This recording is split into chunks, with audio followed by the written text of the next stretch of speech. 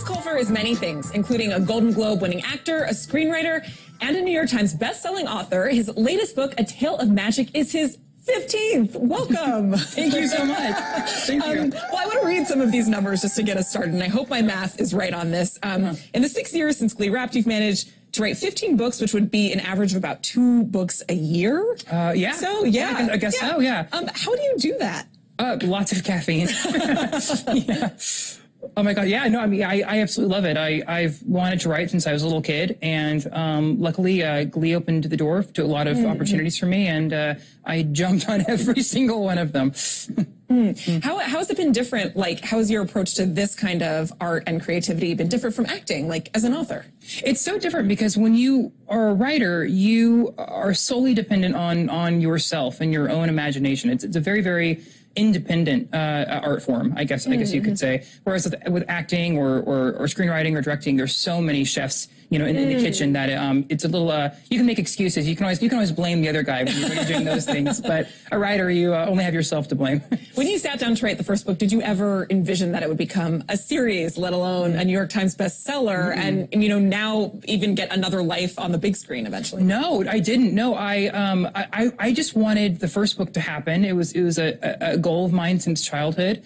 I hope and pray that it would make some list somewhere, maybe the New York Times, maybe something else. But I never thought it would turn into what it's turned into. No. Now, when it gets to the big screen, have you thought about casting at all? And like, oh, of course. Well, yeah. Tell me a little bit. Oh my gosh, what's on your mind? Oh my God. Well, I mean, if Meryl Streep wants to do all the characters, that's fine with me.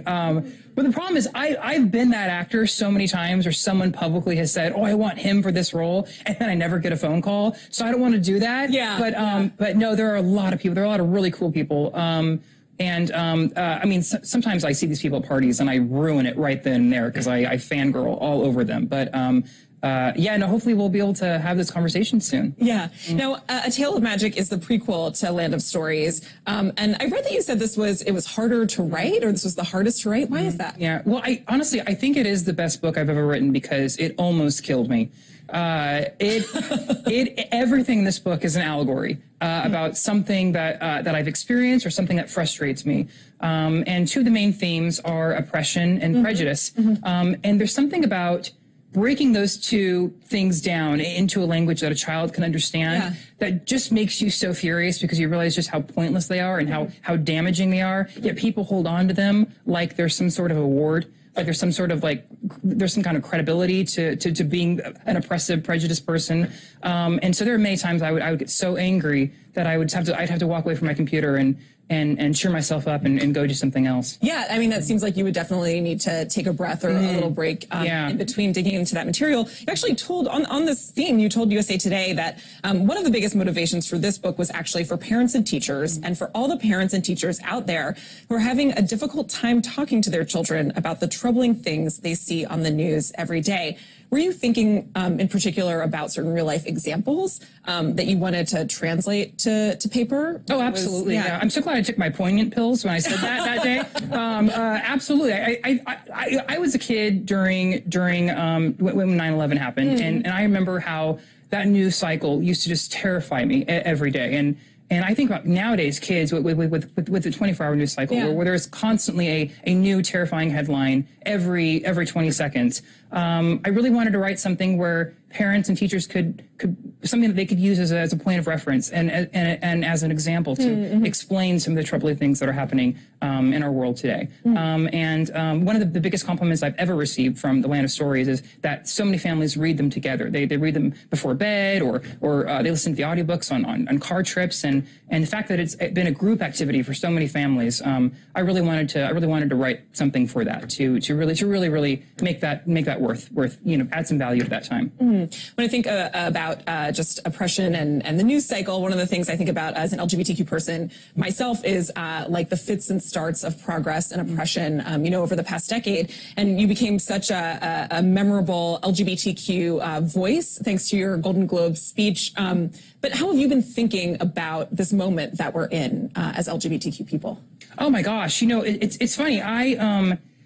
Back in the day, I really made a point to be as poignant and as articulate as possible about those situations because there weren't many people doing it. Mm-hmm. You had your handful of people. You had Elton, you had Ellen, you had Adam Lambert. But it was very, very few compared to what it is now. Yeah. Nowadays, you think of people like Laverne Cox and Jonathan Van Ness, and they're just like, they are so perfect, and we're so lucky to have people like that. These days, I have a hard time being an advocate without using swear words. So I think I'm happy to pass that torch on to people who can use it better than I ever could. Yeah. Well, we got to talk about something that I saw on your Twitter account, which is you took a picture with Pete Buttigieg. Oh, he did. And yes. Cousin Chasten. What was this moment like? What did you talk about? Oh my gosh, it was very, very brief. I would love to say that. We talked about foreign policy and I told him where I would like to be an ambassador for. But no, it was kind of rushed. But he gave an incredible speech at the end of that fundraiser. And I just think the world of him. Do you like think about what it's like to navigate politics as a public person? Is it easy to talk about politics as someone in your position? Is it something you try to be careful about? Well, I try to be careful. It's easy to be a liberal in the entertainment industry. That's very easy. But at Thanksgiving and Christmas, not so easy when I go home to my conservative family. So it really is just kind of which hat am I wearing? Am I wearing the PC hat today, or am I just wearing the raging liberal hat? When I'm talking to my friends. Well, speaking of Hollywood, do you have any plans to go back to acting? Do you want to really stick with your writing and your work as an author? I don't consider myself retired from acting, but I don't have any plans as of right now. I've had opportunities that I've passed on, so I could focus on writing. And then there were opportunities that I pursued and just didn't get too. But we'll see. With Glee, my first role did some crazy things, and so I really want to find another opportunity that will be.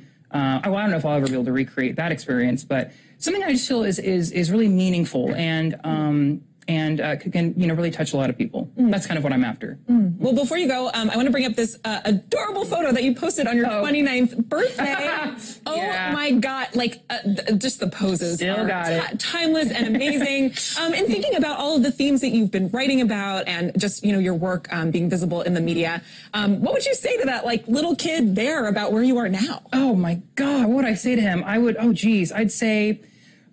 Start exercising now, because adolescence is going to be rough. Exercise, moisturize, sit-ups, mentally prepare yourself. What wouldn't I tell that kid? Yeah. Oh my gosh, it's a lot. Yeah.